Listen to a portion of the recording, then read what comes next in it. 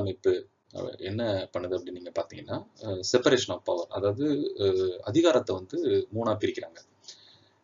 இது ரொம்ப முக்கியமான ஒரு விஷயம். ஏன் அப்படின்னு நீங்க பாத்தீங்கன்னா, நம்ம இந்தியன் கான்ஸ்டியூஷன் கீழே 3 டிஃபரெண்ட் விங்ஸ் இருக்கு அப்படின்னு நம்ம சொல்லலாம். ஃபர்ஸ்ட் வந்து லெஜிஸ்லேட்டிவ். லெஜிஸ்லேட்டிவ் அப்படின்றது சட்டம் இயற்றுறது. யார் வந்துட்டு சட்டத்தை உருவாக்குறது.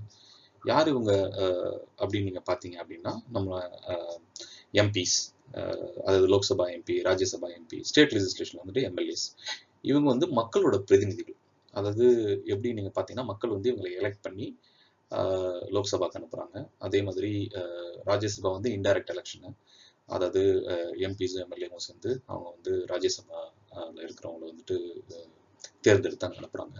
ஸோ இவங்களுடைய வேலை என்ன அப்படின்னு நீங்க பாத்தீங்கன்னா, மக்களுடைய தேவை உணர்ந்து மக்களுக்கு தேவைப்படுகிற சட்டங்களை இயற்ற வேண்டியது லெஜிஸ்லேட்டிவ். இது வந்து இண்டிபெண்டன்ட் விங். ஸோ இவங்களோட பவர் வந்து தனியாக செப்பரேட்